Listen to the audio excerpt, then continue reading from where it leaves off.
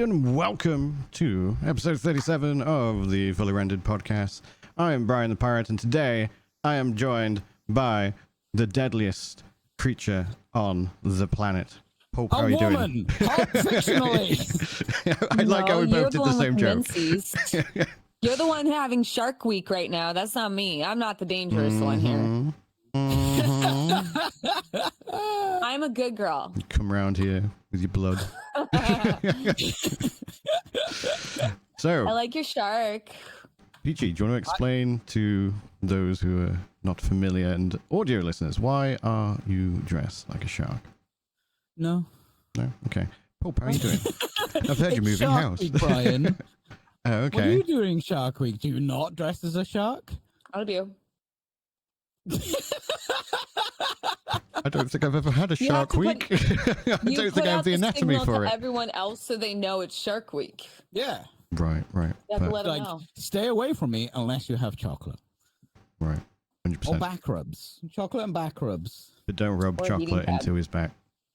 Do not rub chocolate into my back. No, what you do is you take a heating pad, because that's used a lot, heat chocolate, and then you give them a back massage with the chocolate. Then you get the instant cocoa hit when you put the chocolate in your mouth. And then we were just talking about bears, and then the bears will come. Yeah. Not literally. Pope, I heard you're moving soon. You can't. Fucking hell, you can't transition from that sentence to that sentence. I bloody can. Yeah, we're moving. We're moving at the end of the month. And where are you moving to? So, Nevada. Nevada. We're, Is the I'm weather? in California. For anyone who doesn't know, I live in LA. If you haven't been able to tell from my voice. What's the, My God, for real? Oh my God. No cap. in terms of like weather? Obviously, SoCal's quite hot. Is Nevada much different, or? Nevada's a desert too. Oh, okay, fair. It's I'd say on the West Coast. Right. West Coast, best coast. Fair. Yeah. So- no, it'll be nice. I'll be able to talk more about it after we make the move. So this whole month is just like very touch and go for us because we have like to downsize our whole apartment and put a lot of stuff in storage, and then we'll.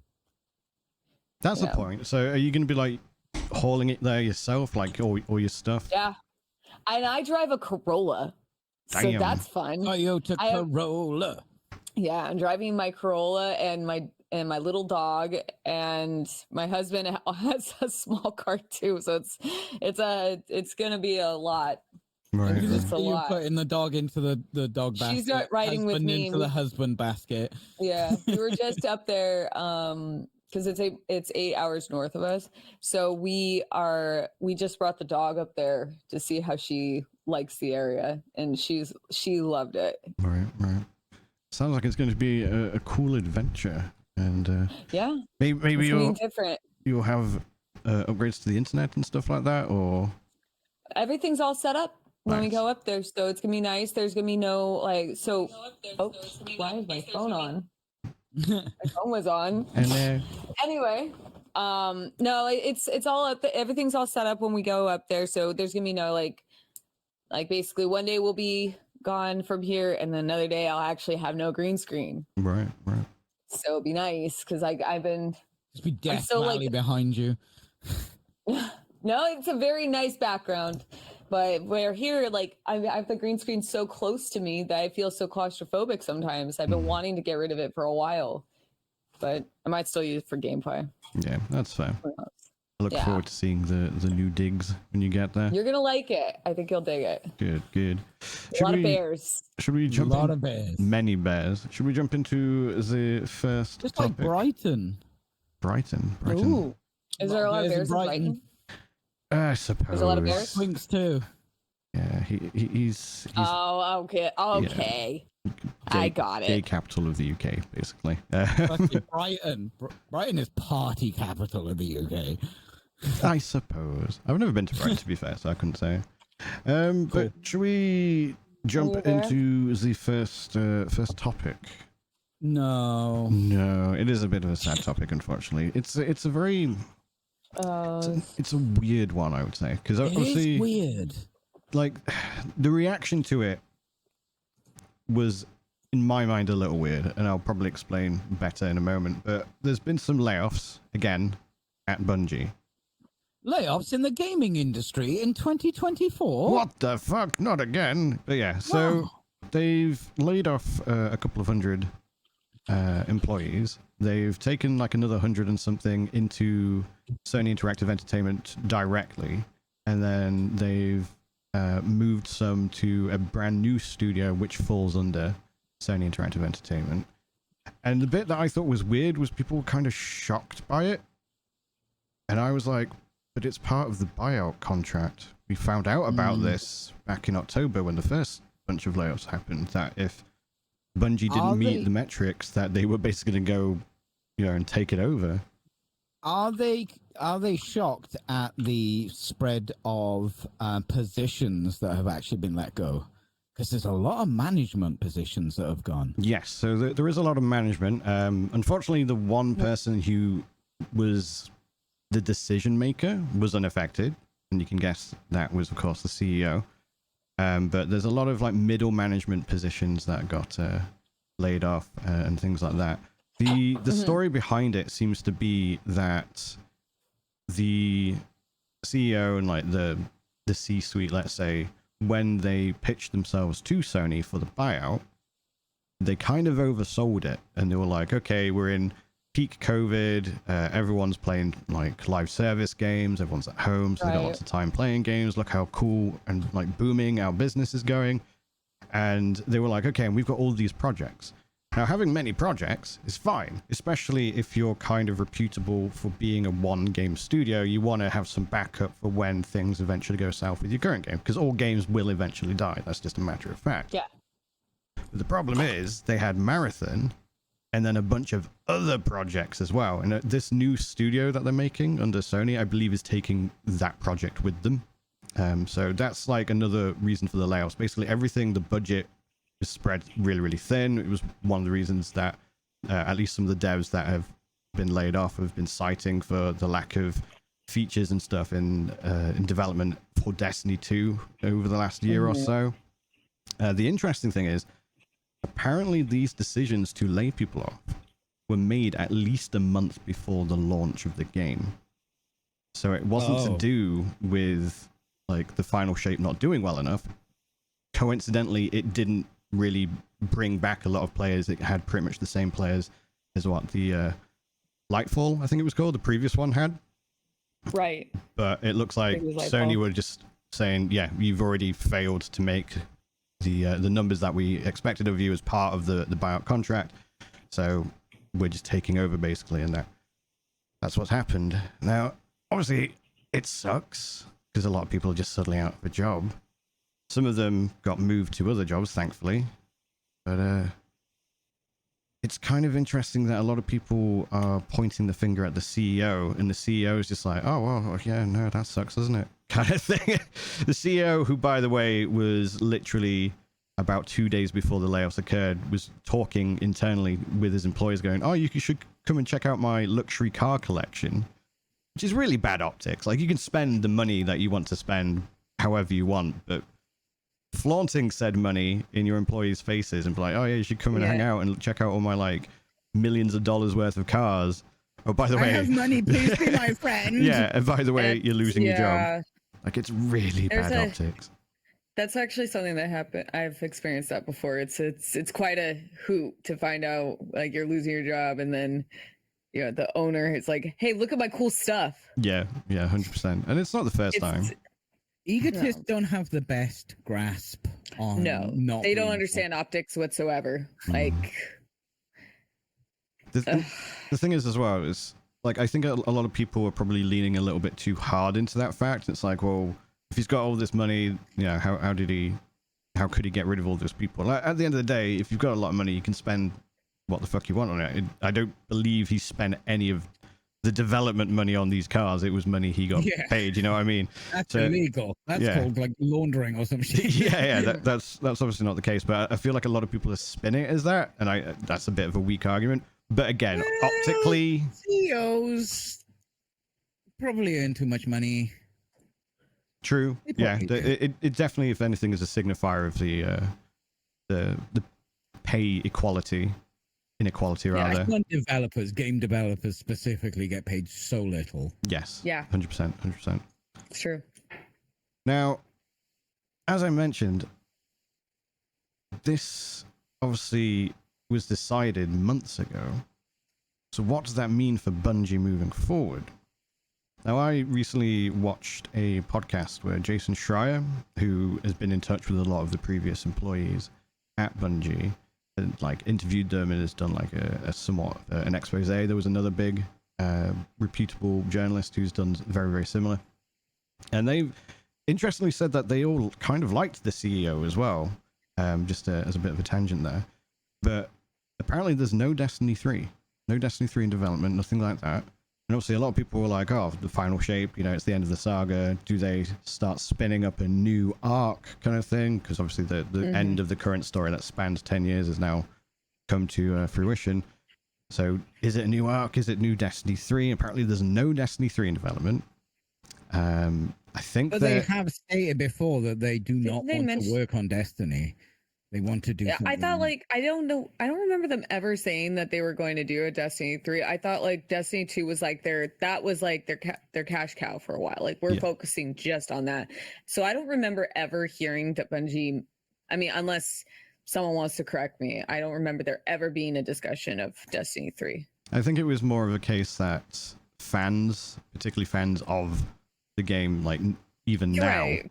were hoping fans for saying it. that they want something is one thing, but it's not the same as the developers saying like we're going to be doing that. And I would also probably say the reason they want a Destiny 3 is not because they don't think Destiny 2 is enough, as it were, but they think Destiny needs a hard reset because it's been declining so much. And it's like, well, if you make a new game, new engine, and then a new story, just, like, cut their losses on there and then just go for something new. Apparently what they're doing is they're not going to be doing regular expansions anymore. There's no longer going to be like this annual expansion cadence kind of thing. They're just going to be doing small updates throughout the year, which is fine. Okay. But that's fine. I mean, they want everyone to work on Marathon. They want Marathon to be there. Yeah, I think that's what it is. It sounds like Marathon is like where they want to put their money in. Yeah, but yeah, I mean, because Marathon's an interesting choice how could as well. you do Because Marathon's an extraction shooter. And sure, they are popular-ish amongst a very specific audience. So it's a bit of an audience that has very good. They have taste. They like if it's not good enough, they just won't play it. Right? They don't. It's not like survival crafting community will have a go at anything. Yeah. Because you know they usually got £7 on Steam, but they will just have a go and enjoy it and whatever and move on to the next thing that comes out. But survival extraction shooters, like they're like no. It's got to be good because I'm just going to play this one that I like. Yeah. It's like this one sucks. I'm going back to Tarkov kind of thing. Sorry, you were going to say something, Paul? No. Okay. I wasn't going to say. So, what do you think, as a discussion question then, is the future for Bungie? What would you like to see Bungie do? What direction would you hope they go in?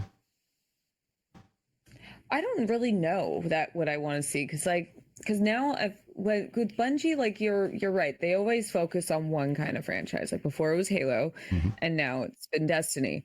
And I would like to see Marathon do well and be like their next big project. But I'm gonna admit I have not been keeping up with that. So I don't know anything about the progress of Marathon. Apparently it's a ways out as well from what I feel like this business model with Bungie isn't really feasible for them anymore, like having just one big game, because especially now with the way the market has evolved, it's of course people are going like they're gonna like their shit, they're gonna like their Tarkovs or Destiny, whatever, and stick with that for a while. But unless you could keep it interesting, you can't do another 10-year game like Destiny 2. Because I remember when Destiny 2 first was announced, and they specified that they had like this 10-year like lifespan for it and like all these plans, and that's all they were focusing on, and they did, and there is a dedicated fan base for that. But I don't think that's a business model that's going to be very very successful Yes. going forward. Especially when you consider it's essentially going to be a PvP game, and Bungie in its current era isn't exactly known for PvP, to the point where its PvP player base has left Destiny because the PvP just became so shit. I feel like they're a lot stronger with co-op. Like I feel like even Halo was a lot strong. I mean, I know people really like the PvP or the multiplayer and Halo and the older Halo games, but I've always felt like that was like, I mean, with Destiny, it's like it's always all about teaming up. Yeah. 100%. So I don't know what I want to see from Bungie, because it's like, unfortunately, like I was a big fan of Halo. I did play some Destiny 2. I've already explained in the past episodes that it's kind of hard to get into. Yeah. 100%. And unless you're putting so much time and energy and money sometimes into Destiny, like it's not really going to be as enjoyable for someone like me who doesn't want to dedicate as much time as needed for a game like that. So I don't know what I want to see from Bungie, because I don't want to see another. Like I think they should stick to like FPS for sure, because gunplay is something they're really good at. It does extremely that's their bread and butter. Like it works. So I'd like to see something new, but I don't want to see another 10-year project from them. That's fine. I'd like to see them like kind of flex their muscles a bit more and try new things. They don't have to do it's not like that. I don't want them to see them focus on one IP. But like I want to see them have more fun. Something that's not a live service, essentially. Yes. Right. I can get that. Just like a really cool, like story-driven co-op shooter sort of thing, maybe. Oh look, another journalist who doesn't want a live service. It's almost as if nobody wants live services. No one. I can't focus on a live. Like I don't have the energy and the time to dedicate to a live. You have to really love a live service, because you have to really like that game. True. Right. You have to and I like some games a lot, but not enough to dedicate as much time required for a live service. It just does. It's not for me. Yeah, they do tend to be like forever games. Like it's usually for your average consumer, average player. It's the one game that you play. It's not a forever game. Yeah, understandable. It's not for forever games. I go like, oh, what's this over here? A badger. Do you see? A bear. Oh my! Did you see this duck video game? There's ducks in that one. I'm gonna go play that. There's too many good video games in this world to just be playing the one live service. True. Sorry, your game needs to be phenomenal. It's a type of gamer that's going to be into that. But the thing is, there's so many different live services now that it's not a very viable resource for them anymore. For these AAA studios, like you have like even Blizzard has like multiple different like games. They don't have just one cash cow. Yeah. And that's the thing with Bungie, is unlike, because like I don't play a lot of Blizzard games. I admit that. Like I'm not really an Overwatch or Warcraft, not for me. But I at least I'm aware of like other IPs, and Bungie's just been Destiny this whole time. So it's like if you don't like Destiny, well, I got some shit news for you, buddy. True. It's all Destiny, baby.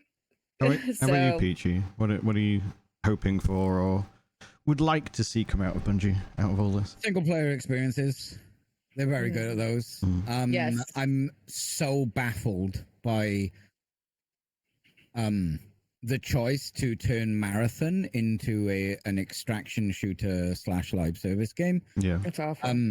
Anyone who's played Marathon, like it is a single player experience. It's a shooter. It's from the old era where people were calling first person shooters Doom clones, right? Marathon is this completely all encompassing like batshit crazy story about life, death, demons, artificial like it's mental nuts. It's a lot of fun. Does it make a lot of sense? Yeah, kind of. The writing is good. I love Halo. I love Halo. I love the single experience of Halo. It's great. They're really good at first-person shooters, and they're very creative. Mm-hmm. I want to see single-player experiences, but I want to see that across the board. So I don't know if that's specifically what I want from Bungie. I definitely want Bungie to work on something that they care about and haven't got bored of. Yeah.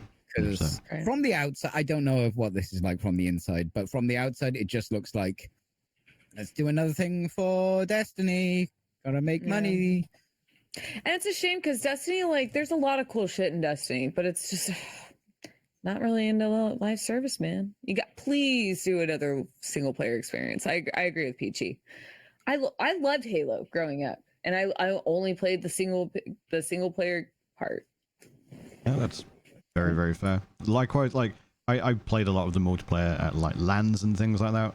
A little bit online. LAN parties.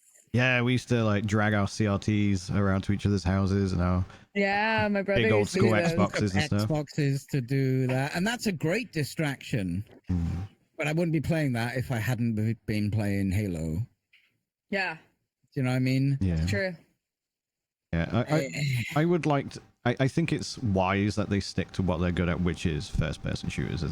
I think it's very reasonable to say that they're one of the best when it comes to gunplay and things like that. Like the feel of the Halo games that they created, of course, even in Destiny as well. Most of the issues with Destiny was the onboarding. Cool mechanics in it. Oh yeah, 100%. Really cool. Like well, that's because it was converted from a game into a live service, right? Right. Essentially, so, yeah. Like, but look how many, we'll talk about this later, Brian, but look how many live service games with a new player onboarding, because the game has been going for so long and they've added so much shit, how bad new player experiences can be in those games. I mean, Destiny those are the ones that are successful. Destiny is exemplary of that. Like, they've literally, like, the new player experience, like, of course it's free, but there's so much, and it's just not very well. Hard to distinguish what part of the game you're playing as well in Destiny. Right. When I played Destiny 2, it was after it went free to play. And I'm like, same. what the fuck? What? It's like, because they've got the old game in there, but then all the live service stuff, and then they started removing old game stuff too, as just well. like going into, because obviously you still pay for the expansions. When I really got into Destiny, same thing. I played it when it went free to play. But when you go on Steam, for example, and you go and see like what are some of the expansions, like what are all these things? There's so much shit there, and like some of them are like, from what I understand, is like old content that's not really even available to new players now because it's all expired. But you can still buy it. It's like it's just not welcoming to a new player at all. It's an interesting topic, especially the way that you raised it, Peachy, because you said that obviously it wasn't originally a live service. Why did it become one? Because it was so damn popular. And you could argue those are the best games to become live services, but then it's how you maintain and onboard those newer players. I think it's reasonable to say that Destiny 2 was one of the best live services for those already in. If you already got your leg in, your foot in the door, as it were, you were largely, for many years, very, very happy with the live service they were putting out. It wasn't until recent years when it started to decline. You could say likewise for Path of Exile. If you were already in at the gate on the first couple of expansions, and then it kind of developed into the live service from there, you're very happy with what the game is. But in both of those instances, if you're a new player, it is, as you both were saying, very difficult to basically take in all the information that's thrown at you, or like what quest line. Like I did the same when I tried Destiny 2. I enjoyed Destiny 1. I had a bunch of friends ask me to like stream with them and do Destiny 2 stuff. Some friends in real life as well, likewise, who were like, oh yeah, come play, on Xbox and stuff with me. I gave it a go, and I was like, I don't know what the fuck I'm supposed to do. Do I go talk to the witch lady? Do I go talk to the like Templar looking dude? Like, there's like 20 quests. Which one is the current one, and which one the old content? And like, whoa! And it was such an overwhelming experience. And it's like, obviously not everyone likes live services. I will hold my hand up and say I enjoy some of them. I adore Path of Exile. I'm looking forward to Path of Exile 2. But again, it's because I was already in that ecosystem, as it were. I was already in that game. But I can I can completely appreciate a new player coming in and just going, the fuck? What do I do in here? Kind of thing. So yeah, it's... Thing is, a lot of the live services you play, Brian, they have leagues. True. Which is easy to understand, right? When you say league, most people can grasp the concept. Like seasonal it content. kind of resets. You play the league, and then you're back to the start again. Yeah. And they don't. And with the games that you play a lot that are live services, there's nothing that is in the start of that game which is no longer relevant for the game as a whole. Yeah, it's true. the start of the game you go through, right? Very true. But with Destiny, it was like, well, which is the game now? Yeah. Like you could argue the expansions were a kind of like a restart, but the point is, like you were saying, there's still relevance to the older content, and there's no way for you to really distinguish from the old irrelevant content and the new content. And then, of course, they were removing content that people paid for and stuff like that. And it's, yeah, very, very, very weird situation. I want to see more single player experiences. I think that's where my, like, I have lots of enjoyment for multiplayer games. I play live services offline all the time, right? Not streaming, I mean. But like the kind of experience I've had with single player games from good developers, like developers that know their shit, because Bungie know their shit. Yeah. They know how to make video games. And something a bit more... I think they just got too comfortable with Destiny 2. Probably. Was it comfortable or was it necessity? This is earning money. This is what we do. Do you know what I mean? Yeah. Well, I mean, the two things can be true. Yeah, true. And I'm not saying there's anything wrong with that. It's just, you know, you have, this is what you're good at right now, and let's just stick with what's bringing in money. And I'd like to see them challenge themselves and do something different. Be fucking phenomenal. And it could still be an FPS, because that's definitely what they're good at. And they're really good at optimizing or adding new features. And look at how Destiny has evolved. I could see them doing something really cool. I just want to see them challenge themselves, because I feel like now they're kind of like, now they're just known for Destiny. And before that, it was only just Halo. Like, really think about anything else that Bungie's known for, and that's it. It's just very even though like, you know, we see the evolution of the gameplay, like for both franchises, space shooter. Yeah, and true. Very, very true. Live action space shooter. Yeah. In with gamers a lot. That's why you see, you know, when they make a game with a number on the end, people start dropping off. And it's like, yeah, okay, blah blah blah. Like Gears of War, okay, it's another one. I mean, even like Final Fantasy has a bad habit of that. Like, we have so many of these. Like, what are we up to now? So we just passed 16. No idea what number Final Fantasy we're on. But like, you hear most of what you would hear is like people's reaction would be like, oh my God, you're up to that number now? I remember like years ago, this is like years and years ago, when I first played Final Fantasy 8, and my brother's like friend coming in and he's like, what are you playing, Final Fantasy 8? It's always the reaction if you have you're right with the numbers. Like, completely, like, people hear the number and it's like, okay, there's a sequel, and like a lot of times the sequel might be like two. Final Fantasy also will be a really good one, because like you can like improve upon it. When you start getting like into these really bloated numbers, it starts, you know, people go like, Halloween 12. That's it, huh? Thing is, with Final Fantasy, they also they have all the sequels, but then every game has its own spin-off game as well. No, absolutely. It's like, especially now. So many Final Fantasies out there. That didn't start until like after 10, I believe, and then like obviously the ones after 7. Definitely. Huh? I guess I don't remember 7. 7 doesn't have a 7 started, but it was after 7. It wasn't until after 10 came out, though. It was 10 was the first one with a sequel. Yeah, so 10 had a sequel. 7 had Dirge of Cerberus, and I think it also had another game. That was after 10. Dirge of Cerberus was on PlayStation 2. Because Dirge of Cerberus, it was on PlayStation 2. Yeah. So that's probably around the Final Fantasy. I don't know. It's like they did the, I think it was, I don't know what year anniversary it was, but they just did this whole like compilation pack shit, like where like they just expanded out the universe, but it wasn't until after 10.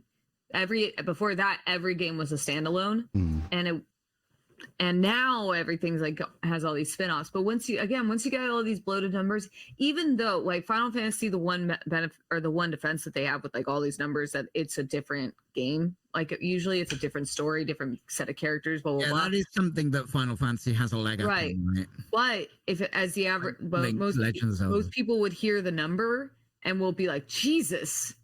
Oh yeah, absolutely. That is absolutely the thing. And because like it's a weird, like the branding of Final Fantasy is weird because it has brand power. It's very odd.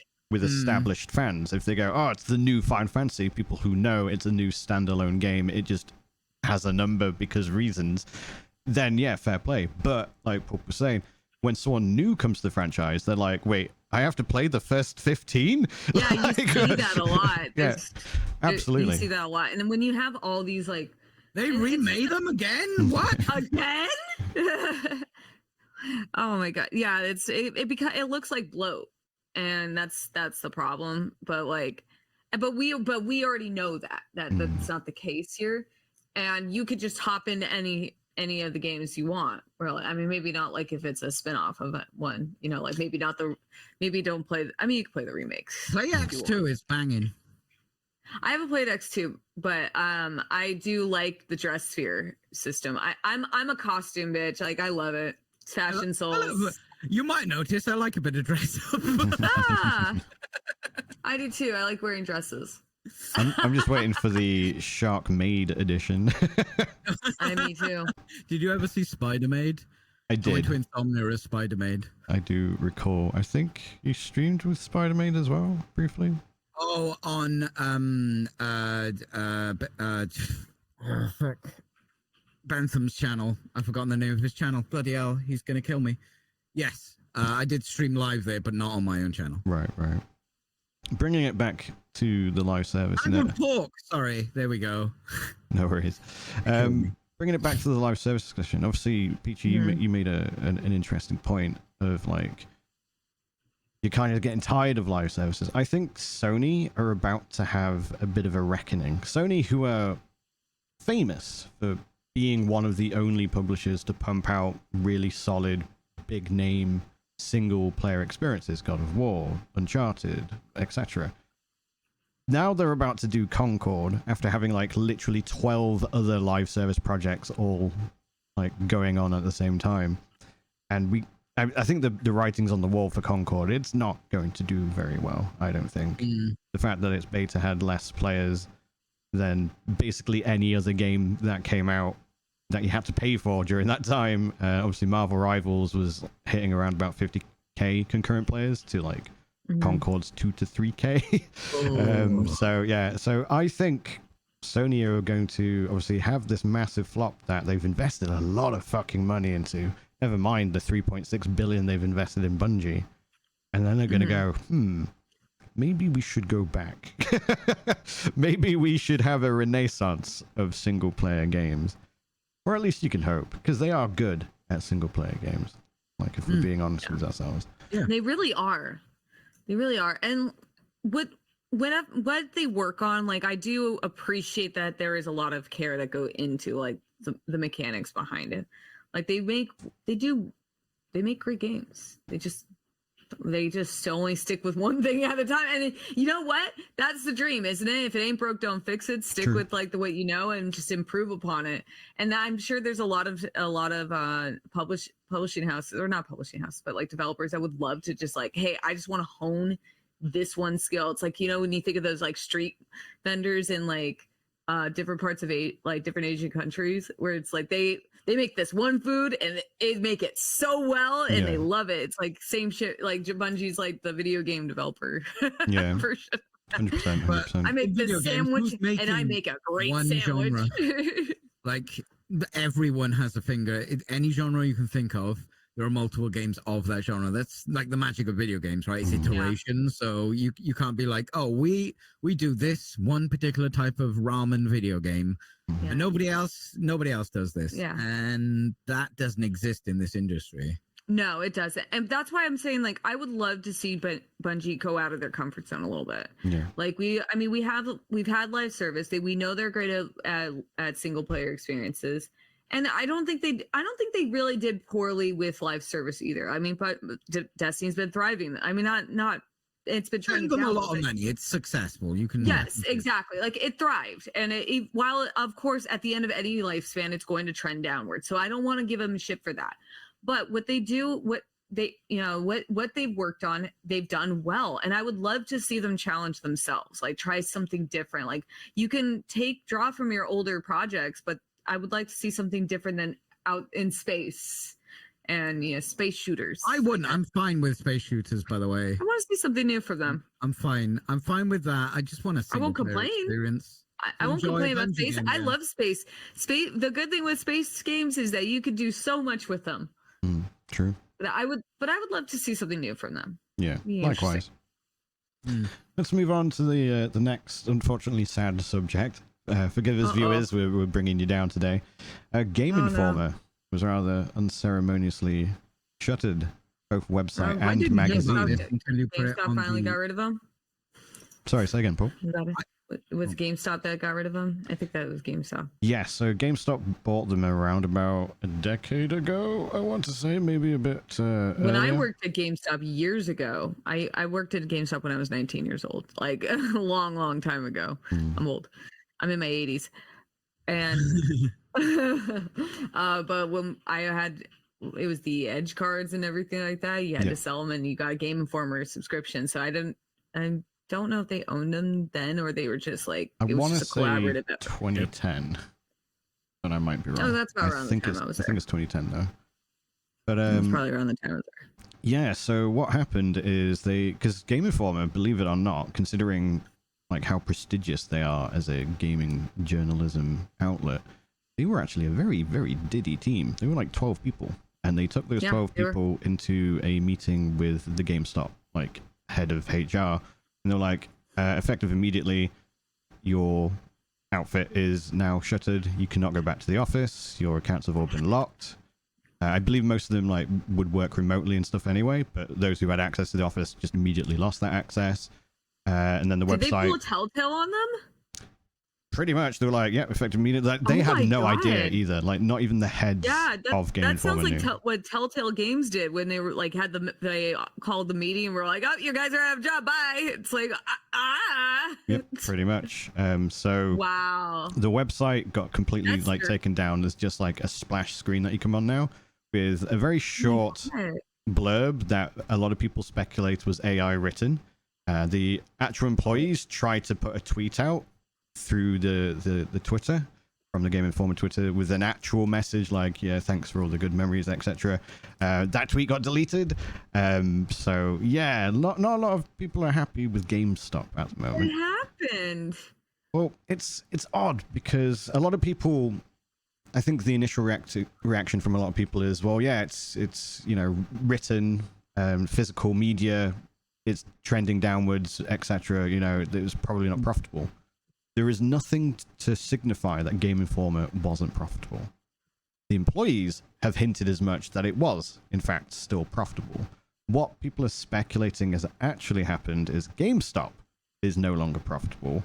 And they're like, well, we need to like trim some fat, and we're a retailer, and we just happen to own this. So if we trim fat from the retail stuff, we could be making things worse. So we're just going to have to get rid of the thing that's just like our little side project we happen to own. So that's like, and I'm inclined to agree. I suspect that's what's happened. But not to be, there are better ways to do that. Like companies close down. It's sad. It happens, but like just no, nothing, gone, dead. Just, it's like, how's the worst way we can end this? Yeah. Like this 100%. needs to end. Okay, that sucks, but this needs to end. What's the worst way we can possibly do this? I know. Boom, we'll do that. Doesn't make any sense. The next issue was like 70% complete, and apparently was going to be a banger as well, but they can't talk about exactly why, but apparently it was one they were particularly excited about. That's crazy. So yeah, they had no idea. They were literally nearly completed with the next issue, and then just like, farewell, we'll remember you kind of thing. No more job.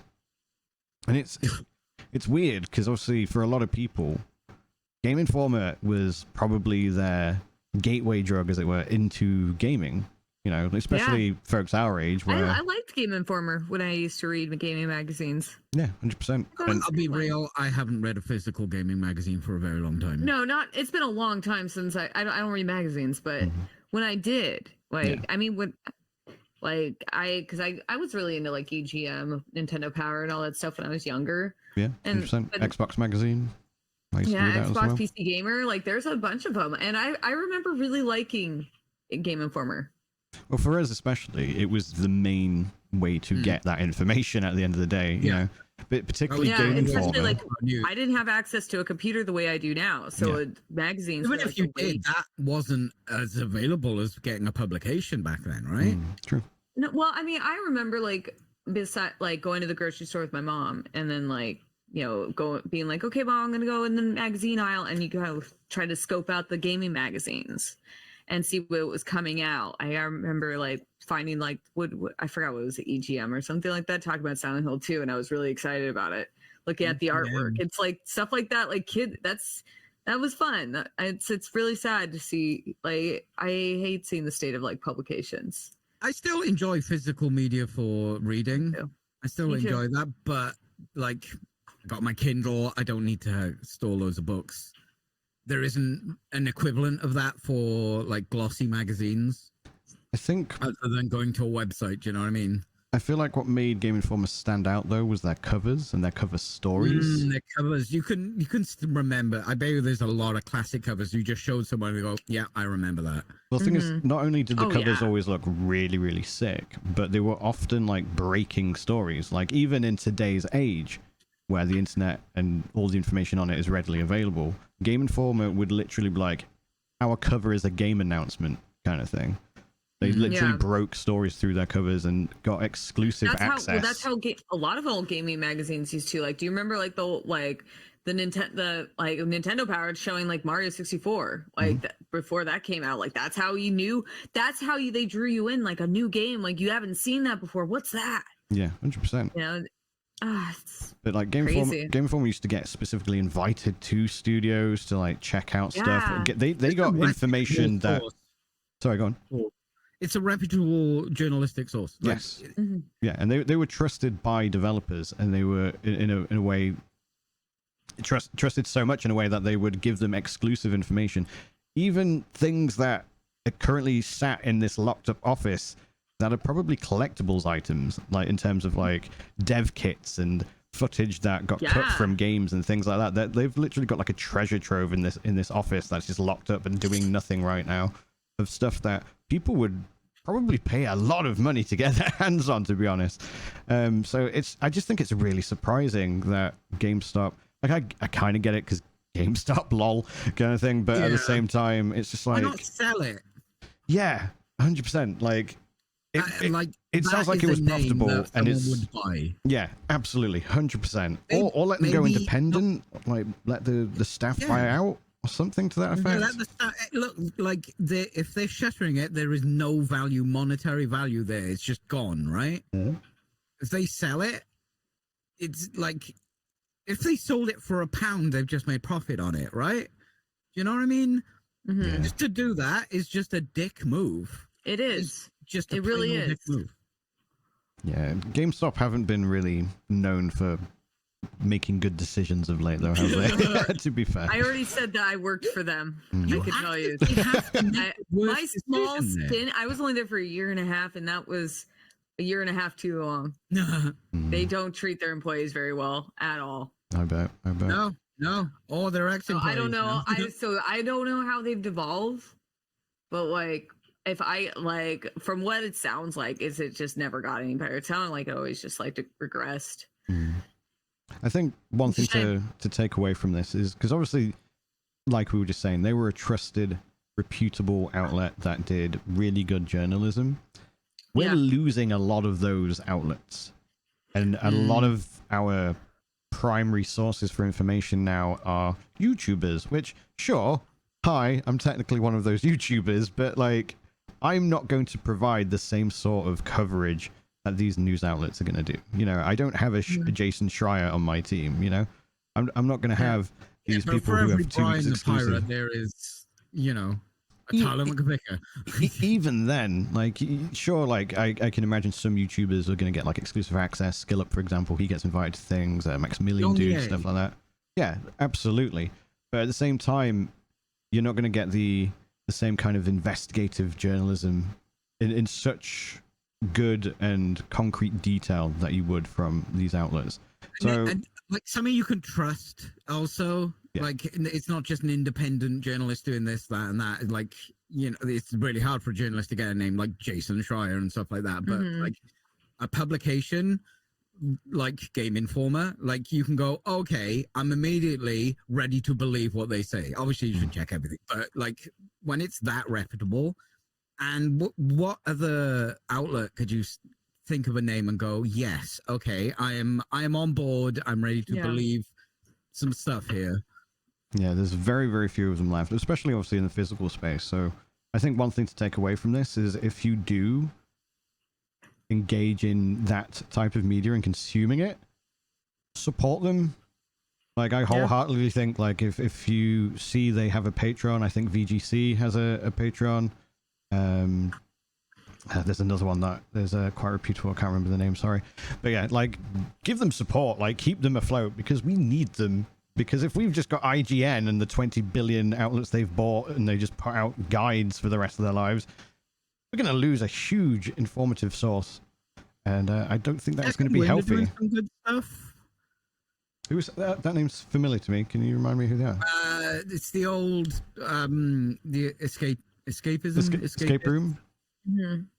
No, the escapists. The escapists, sorry, yes. The old escapists. Yeah. They're doing some good stuff. They got a Patreon going on. They got merch. I bought their t-shirt because it's cool, quite frankly. 100%. They're doing good stuff, but they are still fairly new in the space. Yeah. Well, they're not new in the space, they're new setting up. Because they were obviously part of the escapists. Like Second Wind, yeah. The company is new in the space. Very apt name as well, Second Wind. Yeah. I like it. Any final thoughts? It's really good, by the way. It's a phoenix. No, I have no final thoughts. That's actually just really sad. Yeah, I thought so. Like, it's like, honestly, like that. I don't really have much opinion. I mean, it's just like how I feel how dirty all the writers, all the staff was done, and that's just a really worst sad thing here, right? The way the people have been treated. Yeah. I don't care about GameStop. Fuck them. I care only about how the staff was mistreated, and that's sad. 100%. That they didn't deserve that. Any final thoughts, PG? So we could say that we're glad the GameStop profits are falling off a cliff. 100%. Good. Death to GameStop. Death to GameStop. Not actual physical death to GameStop, though. Not physical death, no. One thing I would add is... Sorry to all the staff that this happened to. Yeah, 100%. Like, sorry that you were done so dirty, but also to consumers, if you have Game Informer physical media, hold on to it, and if you're not interested in holding on to it, donate it to like gamer preservation stuff, because that is like gaming history, especially like the cover magazines and things like that. 100%. Like they're going to be they're historically important in this space. I feel like. Yeah, Game Informer was one of the good ones. It was. They really were. 100%. On that sad note, should we jump into break? Yes. Yes. I need to air my head. Yes, he does, because he's so warm. Clear your mouth. Chat, we're going to jump to break. Mouth. Go get yourselves a drink, stretch your legs, take off your onesie and have a poo. Weigh yourself before and after, and we will be back in 5 to 10 minutes, and mics will be hot. Welcome back, everybody, to part 2 of episode 37 of the Fully Rendered podcast. I would recommend that you check out our Patreon, patreon.com/fully rendered, because you get to hear what we were just discussing during the break, which was mostly about weight, but also about something Peachy is going to very quickly touch upon. Yes, I brought up Second Wind earlier. There is some controversy happening over Second Wind, and people are resigning. One of my favorite creators from there has resigned. Other people resigned. Something about one of the founders being a bit of an asshole. Haven't looked into it yet, but it seems as I just said, go check out Second Wind. They're great. They might not be great. They might not be great. Yeah, it's probably something we may cover in the next episode once we have some more information and got all like fully updated on the details. Yeah, scrap what we said about second wind. We haven't had time to look into it yet. But otherwise, do still support other news outlets in the gaming sphere. Moving on, Peachy. Yes. You've been playing Path of Exile. I saw that. Okay, so let me just pull up some numbers here, just so everyone is on the same page. I after the last podcast, I installed Path of Exile. I now have 40.5 hours in the game. Nice, Now, nice. Brian's gonna say, Wow. "Oh, the tutorial." Yes, the tutorial. Whatever. Pretty much, technically. I have enough. Brian, I have 40 hours in the game. That is enough to form an opinion on the game. Just to briefly interject, I had someone come into my stream the other day, ask how many hours I had. I said about 2,000, and they left. Yeah. Because apparently I don't have enough gameplay hours in Path of Exile, which I can kind of get. Like it's just one of those games. But sorry, continue. So I have 40 hours. I think I can form an opinion on it. Okay, I'm bored of the game. that's fair. 100% fair. I figured out why, but I couldn't push through. I am way too over leveled for where I am. I'm like 12 levels ahead of the level I'm actually in. Right, right. So it's really boring. It happened when I got this ability that I push it and everything around me dies. Mm. And sometimes I have to push 2, sometimes 3 buttons in a fight. And I got bored and I haven't been able to push through because other things have been going, hey, look at me, Speed Freaks, where, there's been other things. I do want to say I want to go back to it, but I have some opinions on the game. New player experience, not the worst. Okay. Not the worst. The reason there are some bad things about new player experience there, which you would expect from such a huge game that's been out for a while. It's the build. The building is the build. Building your character as a new player, there needs to be something in game. Yeah. There needs to be just a little hint, or here's a test build, or select from these, and you can go through and learn the game. Because the more I played it, the more I learned, right, I want this and I want that, and okay, I can deviate from this build that I was given online. Yep. Because I played it and I had somewhere to start off, and that should be in the game. You'll be happy to know that's coming in PoE too. Yeah. Anything you build, any game where you build, like League of Legends, there is a path for you to go, like, oh, lots of people buy this. Or if you want this, you buy that kind of thing. Something. The new player experience for questing and going where you need to go, very good. Didn't once have a problem. Actually, quite impressed. Buying stuff and knowing what items to keep and not to keep take a little while. Yep. To pick up, but it's there's not enough stats for me to understand what things are doing when I get them. Yep. So I don't fully understand when I've just broken my build and I suck now. Yeah. But that's all from building. I would really like to see something on that. Something else I'd like to see is when you choose your class, tell me the name of the fucking class I'm picking. Can you just tell me the name of the class that... What the Yeah, so it doesn't tell you the class when you pick your class, which is insane, Brian. I think on the character screen it does. And the little blurb at the side. Maybe, but when I'm picking it, it doesn't tell me. I think there's a voice line that's like, the Marauder. I was going to pick the big chunky one. Yeah. I didn't end up picking that. I picked... The Duelist. Duelist? Yeah. I didn't know that until I was like level fucking 27 or some shit. That's a small thing. At one point, that class has subclasses and you pick a specific subclass thereafter. Yeah, there are, like, I get that. That's fine. It's just... That wasn't great for me, especially as I know I need to get a build thing, and the build says, this is for Marauder or whatever, or Witch, whatever it is. And I'm like, which one is that? Right, yeah. I get that. No, 100%. A lot of your criticisms are likewise voiced by many new players who've come into the game. I think you like I said, you'll be happy to know a lot of that is actually addressed in PoE 2. So, for example, the passive tree in PoE 2, when you hover over a passive, it will actually tell you in what way it will affect your build. Like if you go to a strength node, it will be like, okay, well, you're going to get some more life, and it might scale with your damage, so you'll get some more damage in this way. Like, you know, like in some other games where it's like it'll give you a green number, like damage go up kind of thing. Yeah. You'll get stuff like that. With regards to skills, something they've done slightly different with skill gems. So it's still skill gems. You don't socket them into your items anymore, so you don't have to worry about something called socket pressure or getting the colors right. Yeah. But you actually find an uncut skill gem, and then with the uncut skill gem, when you right click on it, it opens up like this little UI interface in the form of a book essentially, and by default it will go to and show you skills to pick specific for your class.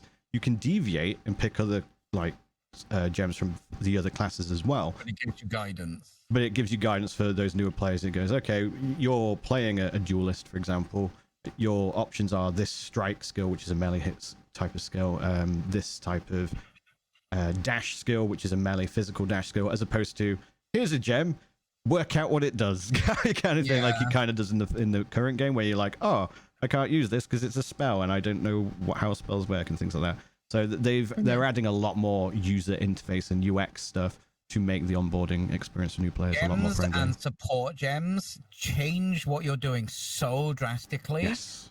That a little bit of just some words saying, "Oh, now this is going to absolutely destroy your mana bar because you haven't been putting points into that, and it's basically useless now." Yeah, and that's another thing. They're going to be adding more like tooltip information. So it's like if you get a support gem, it'll explain a bit more thoroughly.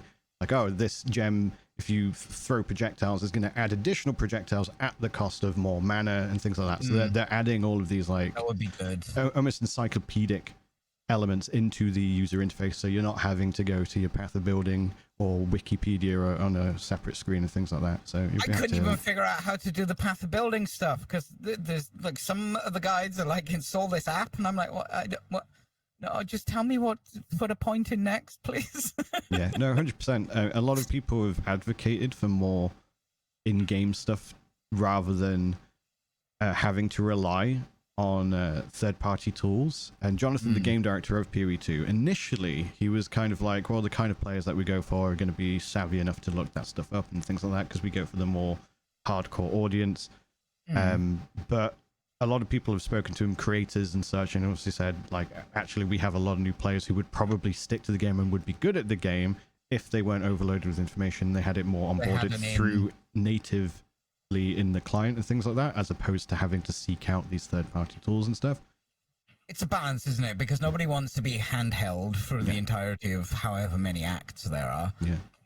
Before you get into the game. One of his arguments for it, because people would suggest things like having it suggest what passive skills to go for, or having a build planner in the game. Yeah, that would be nice. Well, one of his arguments, and I think it's a reasonable argument, one of his arguments against that was they don't want to dictate what is a good build. They want people to be creative and still have that freedom. So they want them to be informed, but they don't want to be like, you should get this because it will make a good build, because otherwise people will be less inclined to deviate and experiment and, you know, be as creative. The third party sites are on were like, here's a beginner build. Will it excel? Yeah. No. Will it get you going? Yes. That's all I just want to get going. Yeah. That would be great. The expansion, I've forgotten the fucking name of it. Settlers of Kalgur. That's the one. Settlers of Catan. That is the meme. It's cool. It's a little bit mobile game city management. Yeah, it's an idle game. It's an idle game in the game. It's a distraction, which is fun enough, and you can go there and sell all your crap. And when you send off shit, it's basically get stuff to sell, right? That's basically what it is. At end game, it becomes a lot more.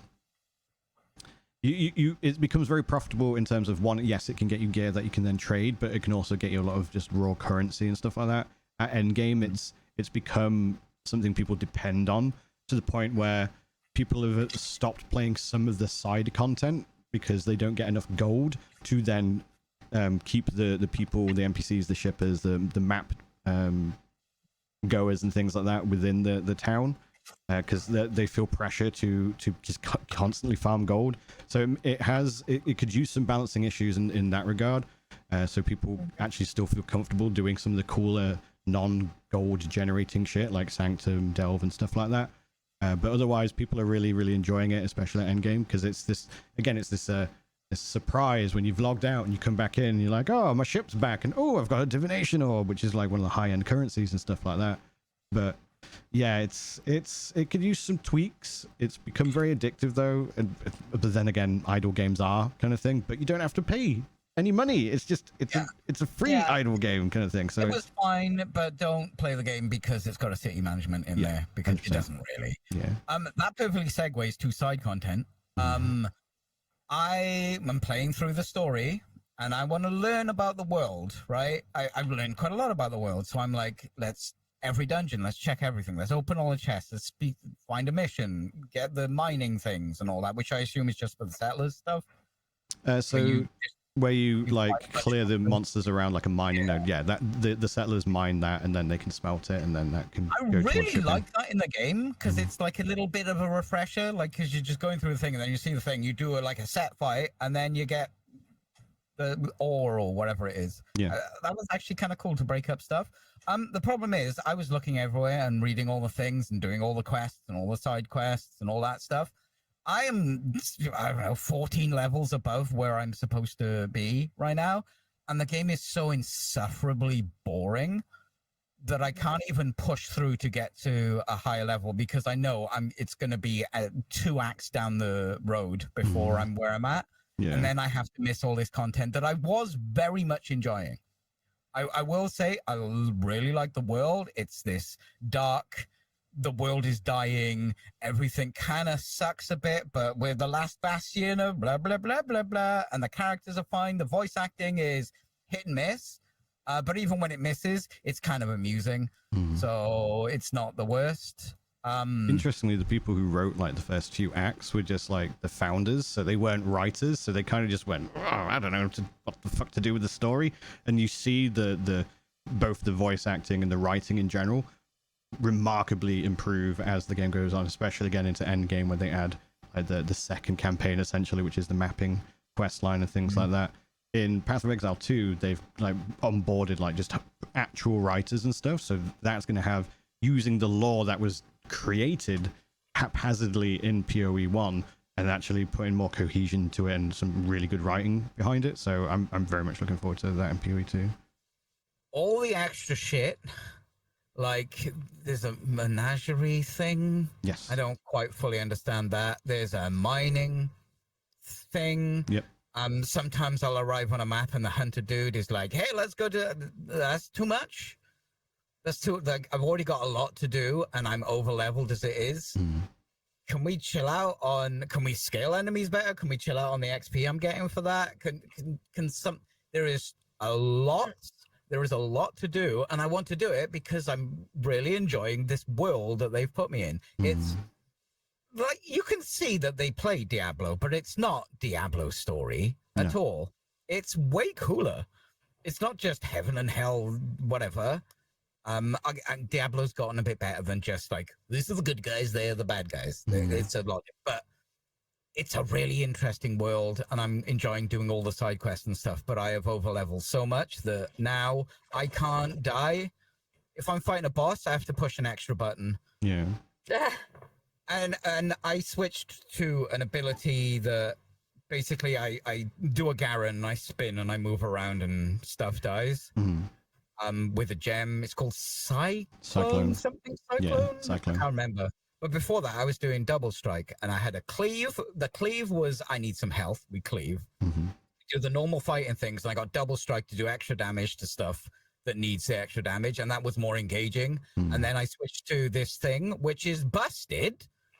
Absolutely busted. But it's boring. And I'm like, And then I checked. I'm way over leveled because I've been enjoying the story. I don't like being punished for enjoying the story by giving me boring gameplay. And I don't know how you fix that. I truly don't know how you fix that. No. But I hit a wall of boredom and I'm like, I'm going to go play the finals. That's fair. That's 100% fair. I think... But sorry, go on. I will say I enjoyed it enough that I am definitely going to try Path of Exile 2. Yes. I think something else that will appeal to you in Path of Exile 2 is in Path of Exile 1, especially when you get towards endgame, a lot of it is, you mentioned obviously having to press multiple buttons, and it sounds like you like having to press multiple buttons. It's actually very popular in PoE 1 to try and make a one-button build where I watch you playing, and Yeah. you're like, oh, where's the box? I'm looking for the box, and there's enemies, like horrors beyond comprehension coming at you. You're like, where is that box? Yeah, I'm like, yeah, this is what my gameplay is like. I'm not down with it. Yeah, for those listening, I'm playing a Rage Vortex build, so it's kind of like Cyclone, except I don't have to spin. It's just a thing that spins around me. So I'm basically a monster lawnmower. So I just walk in a direction and everything around me dies. And there's a lot of pushback when people are like making build guides and stuff, and you have to push multiple buttons from the players. Like, oh, I don't want to, I don't want to have to do my war cries and things like that. Now, the good thing about PoE 1 and PoE 2 is that the PoE 1 continues as its own standalone game. So it's going to still have that appeal to the one-button pushers, the zoomies, the zoomers and stuff like that, who enjoy that gameplay. Whereas with PoE 2, they're actually trying to push for more action combat. Obviously, PoE 1 is an ARPG, action RPG, but they're actually moving more towards not quite the same level as No Rest for the Wicked. It's not like Souls-like, but positioning and the animations are better, help you maneuver and things like that. But also, like, multiple buttons, you can do combos. Like, there was one combo they showed on the Druid a while back where the Druid, like, summoned a volcano that was sputtering out these rocks, these magma rocks. And then the Druid turned into a werebear that started smashing the ground. The smashing the ground attack would do damage, but it would also shake the volcano to spit out more of these magma balls at the same time. So they're doing stuff like that. They're trying to get people more into the more slow, tactile, and more tactical combat in PoE 2, which I'm really, really looking forward to. I need some engagement in my games. Yeah. Like, I don't really play clickers. I know there's a market for, of course, there's a market for everything, but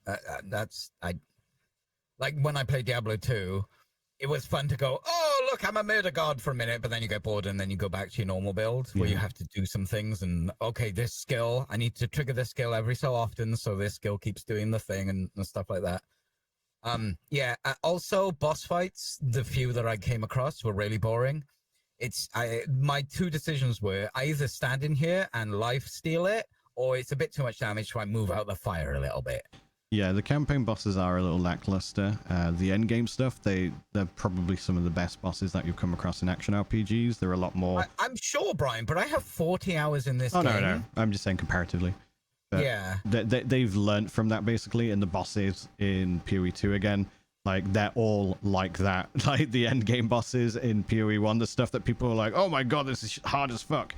The campaign is like that. There's 100 bosses in the campaign. Some of them are optional. Like you've got like your end of act bosses, but there's also some that you can discover in every zone, and it's a proper fight where you have to actually be thoughtful about what you're doing and stuff like that. I think you're going to get a massive bonus for PoE 2. Some dungeons where there are people who are just resummoning the skeletons and stuff, and that was more tactical than the boss fights I was in, which is silly. Yeah. And I'm like, oh, high priority target, kill that, kill the rest. Or there's someone shooting poison at me, damage over time, and it's, like I am losing the game here. Got to sort that out, then go back to the other fight. My normal. I want my normal mobs like that, but I want my boss fights to step that up, not to step it down. Yeah, 100%. Very valid opinion. It took me a while to get to a boss as well. I mean, I know there's that first guy, but all he does is pull out his sword and he gains his health back. Yeah, it's not really a mechanic I had to think about. Yeah, just shall I hit him again? Yeah, no, 100%. I mean. Oh, I played a Scion as well. You played Scion, okay. What the fuck is that? So the Scion is supposed to be... They're not actually adding the Scion in PoE 2 because they don't like the way it functions, but it's basically, obviously, you've got the passive tree, and each class starts in a certain area of the passive tree, which has its kind of speciality. So the Duelist, for example, a lot of the stuff is melee focused and shield focused and stuff to that effect, whereas if you select the Witch, it's a lot of int nodes, spell, critical things, and you can navigate your way there and vice versa. throughout the tree, and a lot of people do, depending on the crazy builds that they come up with. But the Scion, the idea is that it's supposed to be just this neutral build that's literally in the middle.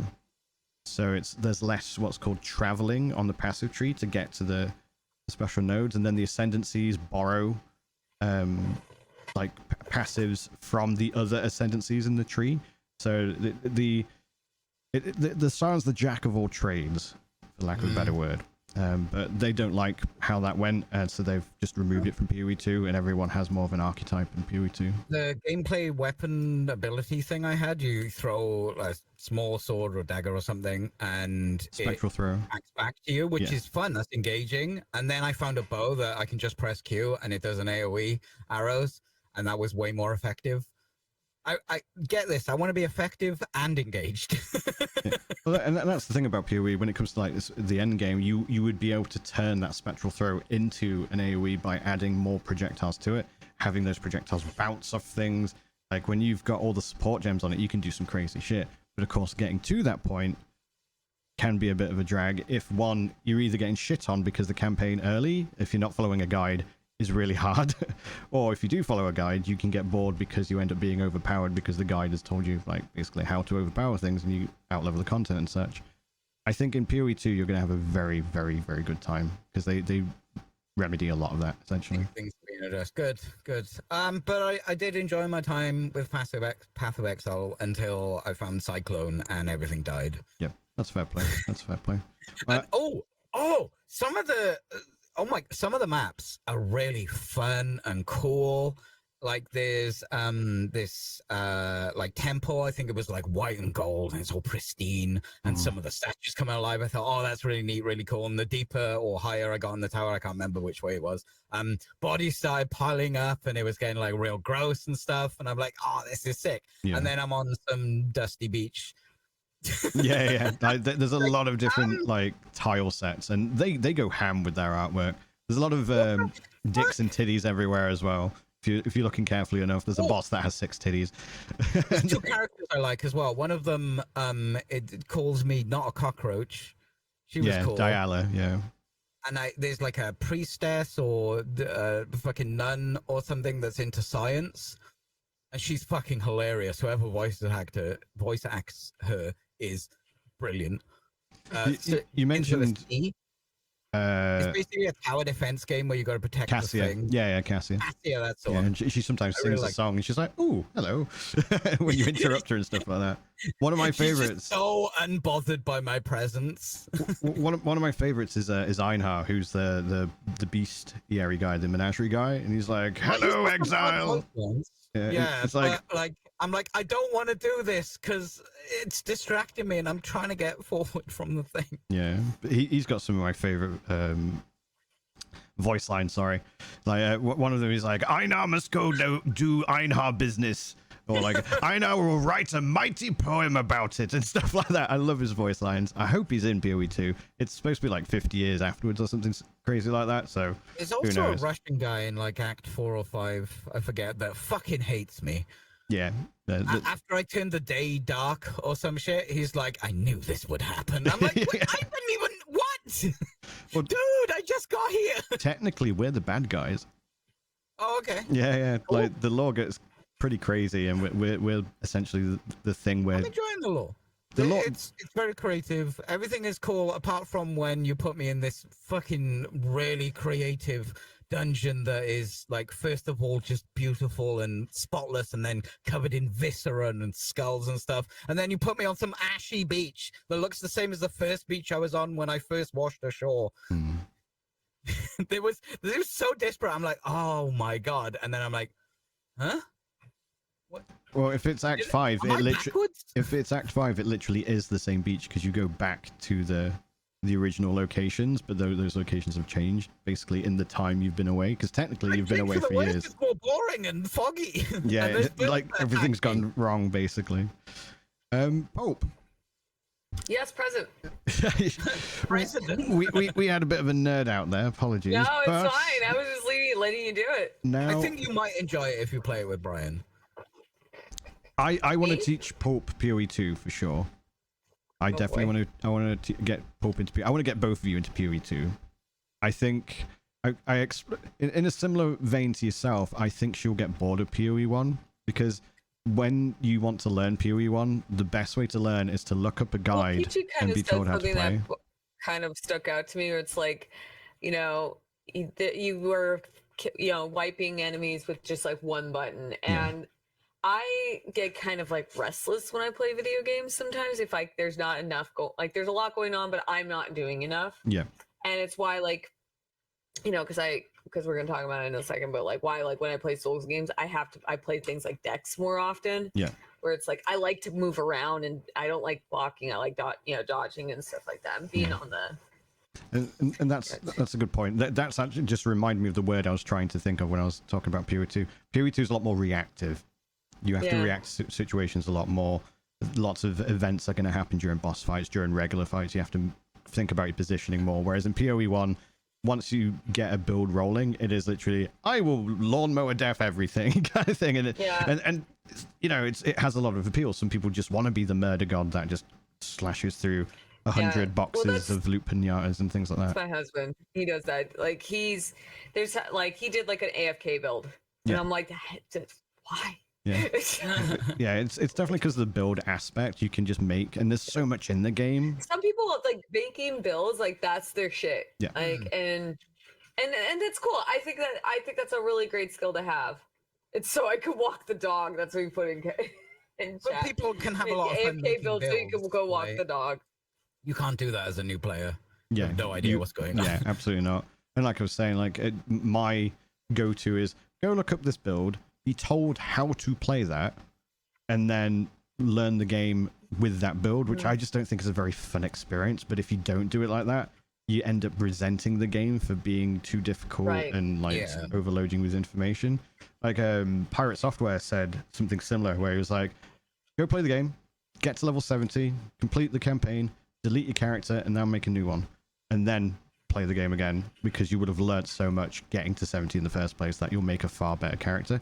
But that was also because of the way you had to respec previously. Now you can respec with gold. It's not so difficult. That's very fucking useful, respecing with gold, because I sold a helmet that was apparently really helping me with mana consumption, and I absolutely broke my build and couldn't do anything. Rip. And the game didn't tell me it was doing that. I was like, oh, number big, me get. PoE 2, I think you'll both be like, holy shit. So this is why Bryan likes this game, kind of thing. Like, this is his crack. Bryan, I understand why you like the game, because I was going through some underground dungeon. I'm like, I got proper Diablo 2 vibes. I know Diablo 2 was my shit. Yeah. Like, yes, there's a lot of nostalgia there, but I had a lot of fun there. And I'm like, oh, here we are. I was perfectly leveled. I had a guide, so I wasn't like dying to everything. I could do stuff. I was like, ooh, but that sweet spot didn't last as long because I was doing too much and getting too much XP. Yeah, that's fair. So, Paul, you've been playing 2 games this last week. 3, technically. I took 5 days off from streaming because I was not home. But yes, I was playing leading up to that. I went back to Bloodborne, you know? You did. Because we just had the DLC for Elden Ring, and it kind of like invigorated me to start playing other Souls games. That's the PlayStation Souls-like, right? Yeah. Well, it's not Souls-like. It's still FromSoft. Yeah, it's a Souls-like. Souls-like is a genre now, which is stupid. We need a new name, but sorry, carry on. Yeah. Well, I mean, I just call them Souls. Like, if it's from software, it's Souls at that point. Yeah. So, and Bloodborne was the game that actually got me into Souls games. I played back when I first started streaming. I had a copy of it and went through the game like first time blind I was so scared of ever like going like co-oping because I didn't want anyone to invade my game. It was a very different experience. So I've been playing through same character, just doing New Game Plus, kind of seeing if I could still do it. But going in like having more fun, like playing around with the builds, playing around with like all the weapons, and I'm actually making new characters. And I was gonna play with some viewers and like, just getting into like trying to see like, because one thing that's kind of sucks with Bloodborne, unlike Elden Ring, is you can't respec. Yeah. You can't just you have to go like whatever you're doing, you that's commit. it. You're committed. And it's funny because one of my character, I have like 41 vitality, which that one is the most irritating thing to look at. This is not a round number. So whatever.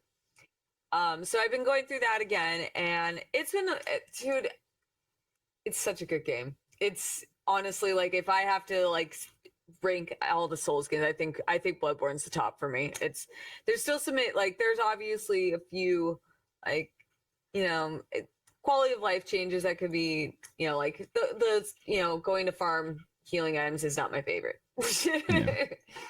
I think that's a shared opinion. A lot of people think that Bloodborne is the best game in the FromSoft catalog.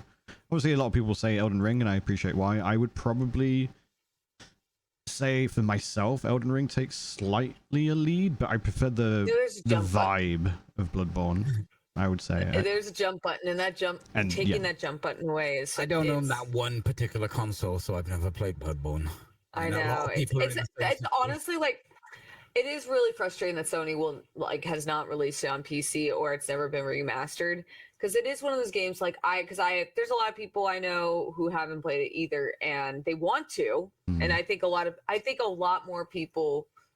It's a shame that there's it's kind of kept that way by using, with just being a PlayStation exclusive, because it's just same with Demon Souls. Yeah, because Demon Souls is also only on the PS5 and the PS3, I believe. It was on Xbox, wasn't it? Xbox 360. Was it? Well, then maybe never mind. I'll take that back. The remastered is PlayStation 5, to be clear. Yeah, it was remastered. Remade. It was like full remake, pretty much. So yeah, but like it. it did. And I still haven't beaten that one, but Bloodborne, like, it kind of always like it really bums me out that not a lot of people have actually had a chance to play that game because just the sheer limitation of not having the system. Yeah. And even if you don't have a PS4, no one wants to go and buy a PS4 now. That's an older system. True. So I feel Sony really dropped the ball. Be an older system. I know, but either way, it's like going back to revisiting it, especially like having that, like playing through it the first time was like my fresh experience to like never playing a Souls game before. Now going through and playing it again after experiencing Sekiro, experiencing Dark Souls 1, 3. I haven't beaten 2 yet, but I'm playing through 2. Through 2, it's kind of hard because the jank gets a little bit in the way. And it's just, I sometimes jank is charming, sometimes it's a pain in the ass. Yeah. So, but having played through Elden Ring, and like Elden Ring is like easily one of the best. It's such a great first time experience for people who've never played those games. But going back, it's like, dude, this is still such a great game, and I'm having more fun now that I've actually like been able to play, like appreciate like the parry system, all these different mechanics, and seeing like. Seeing where the franchise is, because it's not quite a franchise, but like where they've started, and seeing like how From Software has evolved with it development wise, and just now I accidentally hit a button that shut down all my windows. But seeing but being able to go back, gave me a lot more appreciation, and I could play it in a different now. I feel more confident going through the game. It's like, because when you first play Souls games, like you're, especially the first game, they give you like a shield, so you're going through a lot more defensively, and I don't think games are meant to be played like that. So Bloodborne obviously isn't, they kind of do away with all that, so it was such a great first time experience, and it's kind of like being more like going in and like, I remember playing it the first time going like, oh no, I'm scared. I don't want to go lose all my souls. I don't want to lose everything. So now I could just like, it's so balls to the wall right now. It's a lot more fun. I would say for someone new to the games, I would probably still recommend Elden Ring because of the accessibility it provides. But after that, Bloodborne would be my immediate second pick of like, now go do this one. One of the things only if it was available somewhere else. Yeah. More Souls players haven't played Bloodborne than and I like I said, it's a shame because I really legitimately love Bloodborne, and I think that like if you love Lovecraftian, horror, if you're a horror fan, like you would really like Bloodborne because just the environment The is so Victorian horror vibe is banging. it's so entrenched in atmosphere, and it just it's so heavy, and like the storytelling is great. Like I remember when I played it the first time, because the insight, like you could see different things, like you can, when you play through the game, like and come back with like more insight, like you'll see these giant creatures like latched on the amygdalas. They'll be like latched onto the buildings, and just it's crazy to see like that they've been there the whole time. It's a great game. It's like I feel like it, in a way that might be FromSoft's magnum opus. Yeah. If I'm being honest, like there's always one, and Elden Ring's so great, and it does teach you in a way by having it so open world that it is a great exposure to the game, because it teaches you like, hey, you can't beat this, go run off and do something else. And that's and all the Souls games do that, but because they're so enclosed and not in comparison to Elden Ring, they're more linear. Yeah. It feels like it's linear, but it's not. It's not, because you can go around and go do something else, but like Elden Ring really encourages, like just from like opening, when you go to Limgrave in the very beginning, you see the Sentinel Knight. You'll, like most players when they first played it, because I did it, you just go, I'm gonna fight that bitch. Yeah, we all did it. We all did it. Yeah, we all did it, because oh. we all had the same reaction where he didn't look that big from far away. You get up and you're like, oh my god, this guy's huge. So you're like, oh, that's a lot of damage, I better dodge it. So you do some damage to him and go, oh, that's less than a millimeter of damage. Okay. Yeah. And not just that, like the game encourages you, like, hey, from the get-go, you're not going to be able to fight everything right off the bat. Whereas these older games, like, not so much, because you're not given so much direction, and you don't have as many options to go.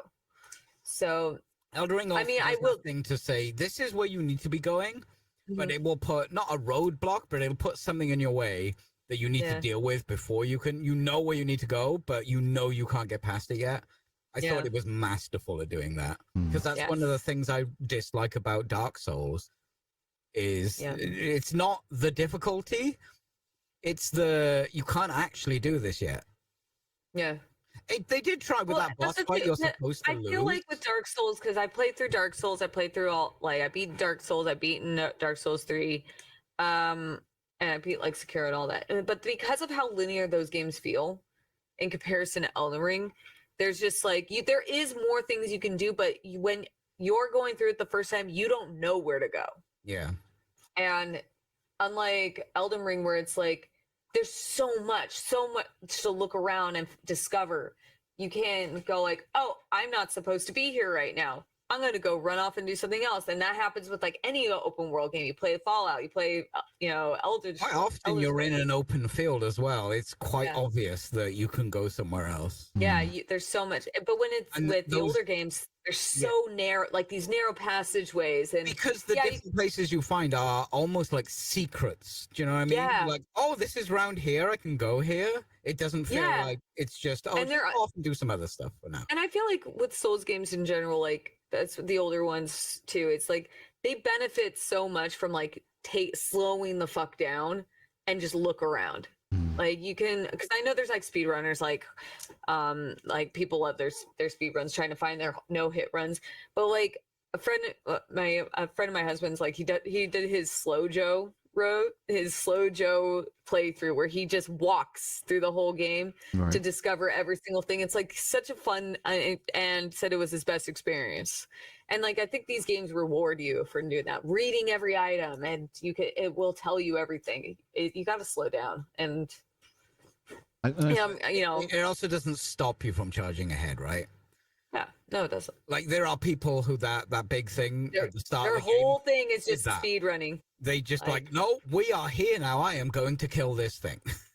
There are people who did that. It doesn't stop you from doing that. And I'm like, and it's fun because like I think like I like playing slowly. I like going like I'm gonna look around everywhere, because like I played enough games where there's like, this is the point of no return, fuckers. Like you can't go anymore.